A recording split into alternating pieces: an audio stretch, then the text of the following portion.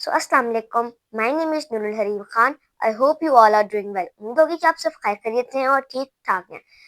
जिन्होंने मेरा पार्ट 1 और पार्ट 2 देखा हुआ होगा, उन्हें पता होगा कि मैं आज की वीडियो में क्या बताने वाली हूँ। Day 3 of telling my story to you guys. Let's begin my cancer journey. Last मैंने वीडियो अपनी वहाँ पे एंड की थी जब डॉक्टर सुहेल हफीज़ ने मुझे chemotherapy and doctor Yasir Iqbal को सजेस्ट किया था कि आप इनके पास जाइए, आपको ये पीज ऑन्कोलॉजिस्ट है, आपको कीमोथेरेपी के सारे हवाले से बताएंगे। सो उसके बाद हम लोग डॉक्टर यासिर के पास चले गए, घर गए। उसके बाद 2-3 दिन बाद हमने अपॉइंटमेंट लिया, हम लोग डॉक्टर यासिर इकबाल के पास चले गए। वहाँ पे गए तो उन्होंने मुझे कहा कि आप इसको थोड़ी देर बाहर कर दें, ताकि वो, जाहिर सी बात है क्योंकि वो बच्चे के सामने बात नहीं करते क्योंकि वो डिप्रेस्ड हो जाता है। उन्होंने मेरे मम्मा पापा से बात की कि आपकी बेटी को जो है 4th स्टेज का कैंसर है, उसके लंग्स में भी है एंड लेग में भी है, तो उसके लिए हमें जल्द से जल्द कीमोथेरेपी करनी चाहिए, इसको डिले नहीं करना चाहिए। जब मेरे मम्मा बाहर बाहर आए तो वो काफ़ी परेशान थे, तो मैंने उनसे पूछा, लेकिन उन्होंने मुझे कुछ नहीं बताया।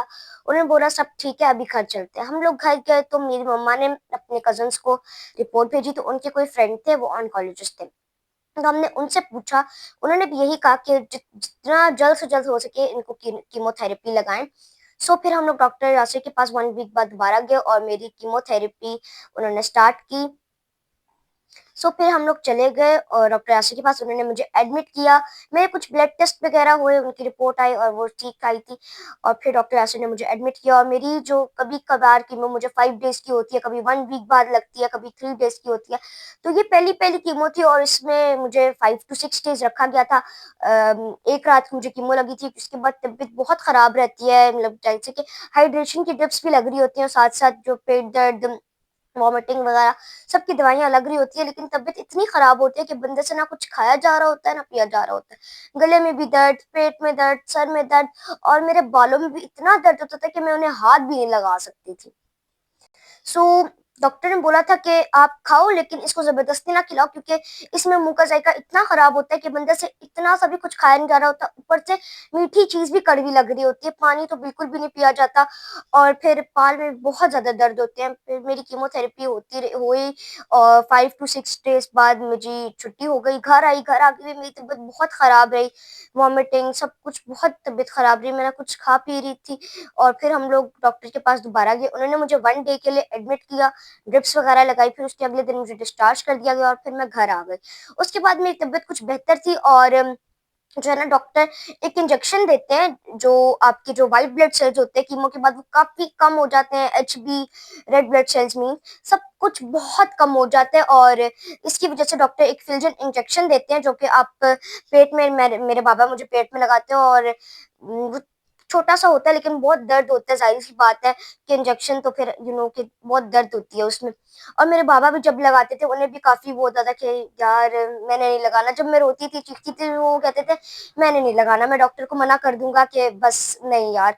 लेकिन कि वो ज़रूरी भी होता था। मैं बाबा को हौसला भी देती थी, मैं खुद भी देती थी, क्योंकि कि अपने पेरेंट्स के लिए, अपनी फैमिली के लिए आपको खुद स्ट्रॉन्ग बनना पड़ता है। तो मेरे फिलजिन इंजेक्शन लगते रहे और उसके कुछ दिन बाद मुझे फिलजिन इंजेक्शन जो है ना लग रहे थे साथ-साथ, और जो है फिर से अ, जब कुछ दिनों बाद जो है ना मेरे बाल में बहुत दर्द हुआ। मैंने जब ब्रश किया तो वो बाल इतने ज़्यादा मेरे हाथों में आ गए, मैं एकदम से इतने परेशान, हैरान, और मैंने कहा ये क्या हो गया? मैं जब मम्मा के पास गई, बाबा के पास गई, तो उन्होंने बोला कि डॉक्टर ने हमें ये बताया था कि कीमो के कुछ असरात होते हैं कि उससे बाल झड़ जाते हैं। और मुझे कहा ये क्यों, ऐसा तो क्यों हो रहा है ये, कि एक लड़की के लिए अपने उसके बाल कितने इम्पोर्टेंट और कितनी अहम चीज़ होती है। फिर मैंने अपने बाल तो नहीं कटवाए, वो जगह-जगह गिरते रहे। तो फिर मेरा काफ़ी दिल घबरा रहा था, तो फिर बाबा मुझे ना बाहर ले गए, हम लोग मॉल वगैरह गए, वहाँ पे घूमे। लेकिन जब मैं वहाँ पे थी, तो जब मैं घर आ रही, तो मेरी पूरी स्काल्प यहाँ से नज़र आ रही थी और I was feeling so embarrassed कि बस यार क्या है ये? फिर हम लोग वापसी पे मैंने अपना हेड शेव करा लिया और मैं बहुत रोई थी कि बाल लड़की के लिए बहुत अहम चीज़ होती है, कि अब फिर उसके बाद घर आई मैं अपनी फैमिली के साथ, बहनों के सामने सबके पास इस तरह करके ना, कि मुझे इतना अजीब लग रहा था, काफ़ी अजीब-सा एम्बैरेस सा फ़ील हो रहा था। तो फिर मैं घर आई, फिर अगले दिन जो है ना मेरे इंजेक्शन खत्म हो गए थे, टेस्ट वगैरह किया, तो रिपोर्ट काफ़ी सही आई थी। और तो उसमें काफ़ी मतलब बड़े हुए थे, लेकिन वो कब मतलब वो सही होते हैं। तो हमें तो ज़ाहिर-सी बात है पहली दफ़ा कीमो लगी थी, तो वो काफ़ी बड़े हुए थे सेल्स, व्हाइट ब्लड सेल्स। तो हम लोग डॉक्टर के पास गए, तो उन्होंने बोला इतनी कोई परेशानी की बात नहीं है, ये तो बढ़ना होना अच्छी बात है। फिर उसके बाद जो है, जब मेरा शेव हुआ था, शेव होने से पहले हेड को मेरी मम्मा ने मुझे शॉर्ट हेयर में कटिंग करवाई थी, और जब मेरा हेड शेव हुआ तो मेरे बाबा ने भी मेरे साथ करा ली, और फिर मेरे दादा-अबू ने भी कराई। तो कि हर चीज़ फैमिली को भी काफ़ी ये मुश्किल होता है एक्सेप्ट करना हर चीज़ को, और मैंने तो बहुत मुश्किल से एक्सेप्ट किया कि मेरे बाल नहीं है, ये है तो वो है।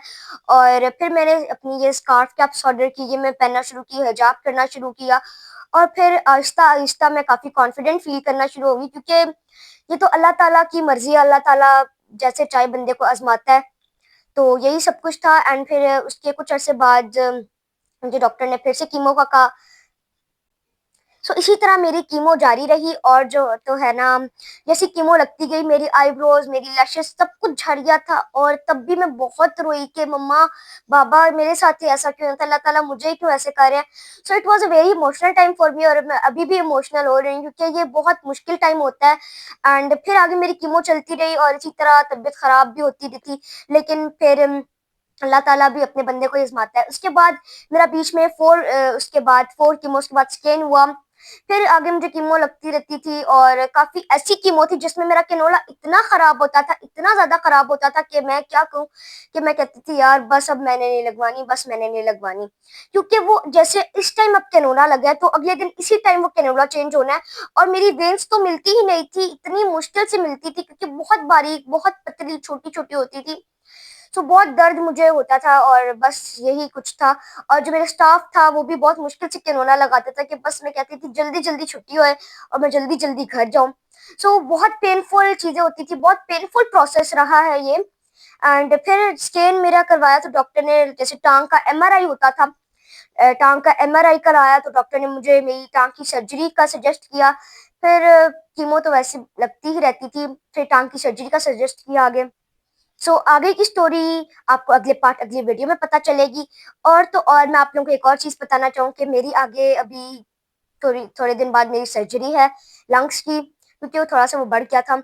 तो आप लोगों ने मेरे लिए बहुत सारी दुआ करनी है कि मैं जल्द से जल्द ठीक हो जाऊँ। रमज़ान का इतना बरकत महीना है, तो आप लोग मेरे लिए बहुत सारी दुआएँ कीजिएगा कि मैं जल्द से जल्द ठीक हो जाऊँ, और बस जो जितने भी बीमार लोग हैं, जितने भी हैं बीमार, उन सबको शिफ़ाए कामिला अता फ़रमाए अल्लाह ताला। और तो और आप लोग भी इस रमज़ान के महीने में, इस बरकत महीने में जितनी इबादत हो सके अल्लाह ताला की करें, क्योंकि रमज़ान एक बंदे को बदलने के लिए आता है। और बस यही, आप लोगों ने मेरे लिए बहुत सारी दुआ करनी है कि जब जल्द से जल्द मैं ठीक हो जाऊँ, मेरी सर्जरी बहुत अच्छे तरीके से हो जाए। और टेक केयर, अपना बहुत सारा ख़्याल रखिएगा। Like, share, subscribe my channel, and अल्लाह हाफ़िज़।